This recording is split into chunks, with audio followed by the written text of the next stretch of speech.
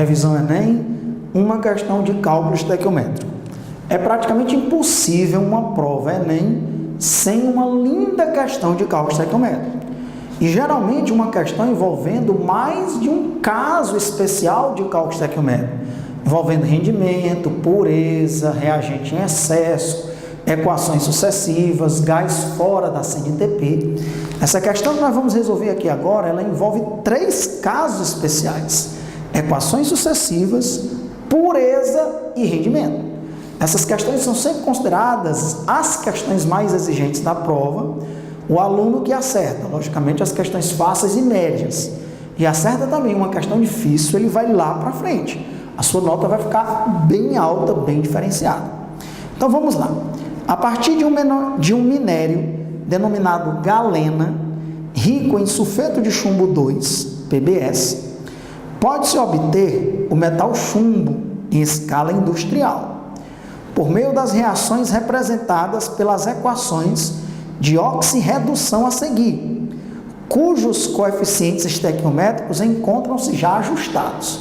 Ele está te dizendo que essas 2 equações químicas já estão balanceadas. Se não estivesse, você tinha que balancear a reação. Fazer uma questão de cálculo estequiométrico com as reações não balanceadas significa que tudo que você está fazendo está errado. Então, as reações já estão balanceadas. Considerando-se uma amostra de 717 quilos desse minério, que possui 90% de sulfeto de chumbo 2, isso é a pureza, sendo submetida a um processo que apresente 80% de rendimento global, 80% é o rendimento, a massa a ser obtida de chumbo será aproximadamente, ele dá as massas molares em grama por mol do enxofre, que é 32, e do chumbo, que é 207.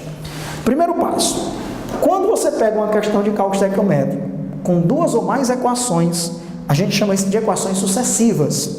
Você tem que somar essas equações para obter a equação global. Só que não é somar de qualquer jeito.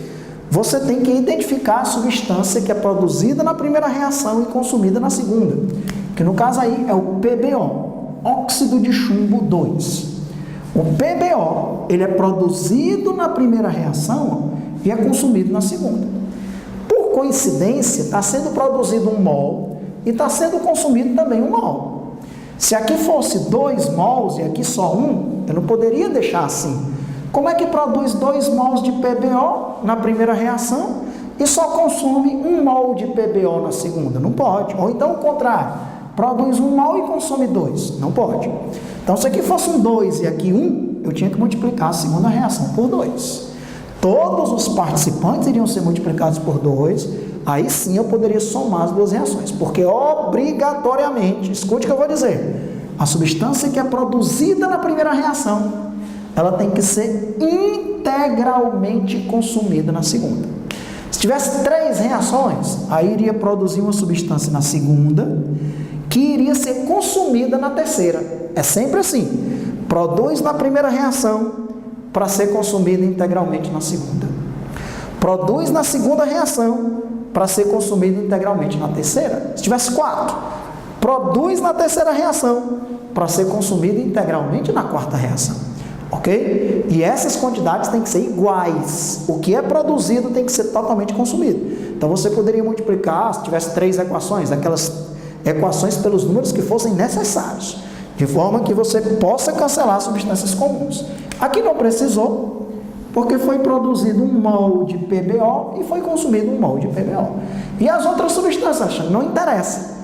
O que interessa para você cancelar é a substância que é produzida na primeira e é consumida na segunda. É o que te interessa. Então agora, já que essas reações estavam balanceadas, você vai somá-las para obter a reação global. É só somar tudo. Tem alguma coisa que se repete ainda para você simplificar? Não tem. Então pode somar.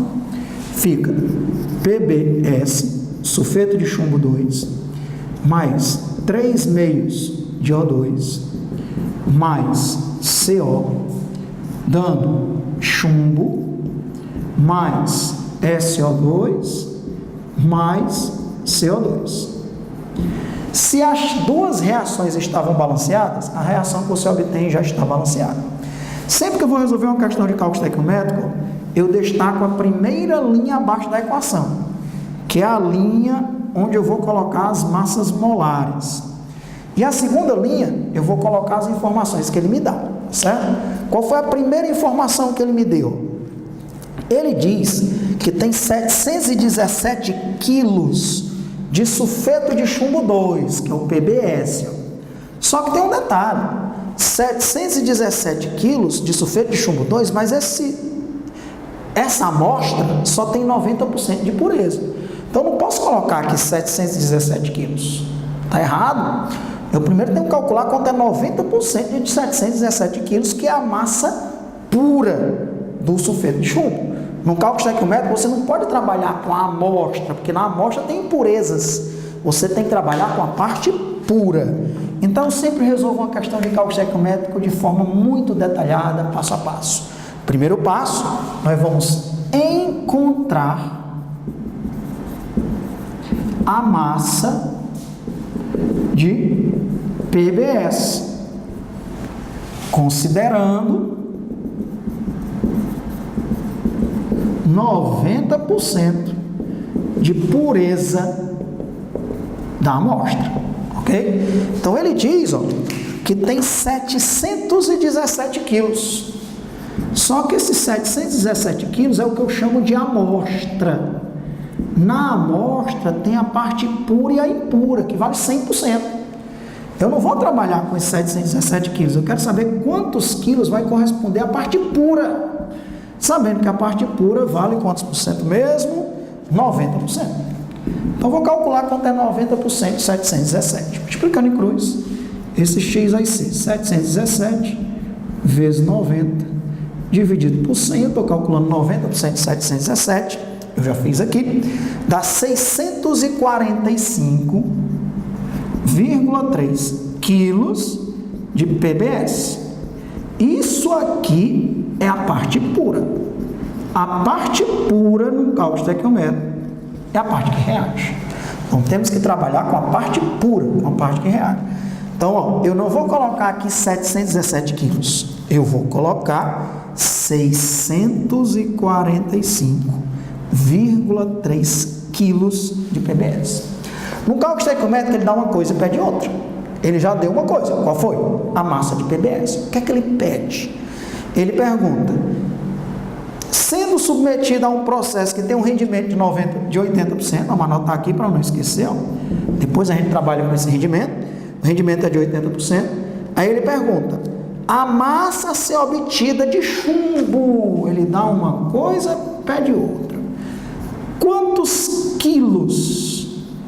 Se aqui está em quilo, eu vou também obter aqui em quilo, quantos quilos de chumbo? Eu poderia passar para grama, obter em grama, depois passar para quilo, mas eu já dou uma observada aí que os itens também estão em quilo. Então, com isso eu já vou ganhar tempo.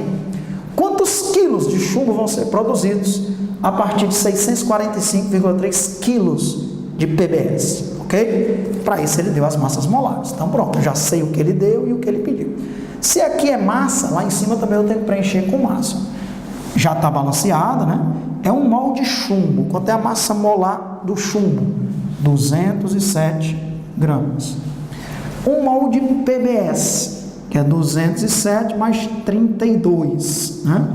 207 mais 32 dá 239 gramas por mol. 239 gramas por mol. É a massa molar, 239 gramas. Grama com grama, quilo com quilo, pode fazer, ok? Contanto que seja massa, que vai cancelar grama com grama, aquela resposta vai estar em quilo. Repito, você poderia colocar vezes 10 a terceira gramas, e aqui também você iria obter em gramas, sem nenhum problema, tá certo? Então, quem quiser, bote, para não encher de zero, né? Ou para você não ter que deslocar isso aqui e ficar 645.300 gramas, você poderia usar a potência de 10, 645 vezes 10 a terceira gramas. Fica a seu critério. Eu vou trabalhar mesmo com quilo. Então, vou multiplicar em cruz aqui, ó, para encontrar a nossa massa de chumbo, que vai ser produzida a partir dessa massa de sulfeto de chumbo 2. Cuidado, que ainda não vai ser a resposta, porque essa massa, se o rendimento fosse de 100%. Depois nós vamos ter que fazer o cálculo, porque o rendimento não é de 100%, é de 80%. Então, o segundo passo, que eu anoto aqui, ó, encontrar a massa de chumbo considerando considerando-se um rendimento de 100%. Ok? Então, qual é o cálculo que eu vou fazer? Esse x multiplicando em cruz vai ser 645,3 quilos vezes 207 gramas dividido por 239 gramas. Aquilo que eu disse, cancela grama com grama, a resposta vai estar em quilo, eu já tenho esse cálculo aqui, isso vai dar 558,9 quilos de chumbo. Já é a resposta? É não. Isso aqui era se o rendimento fosse 100%.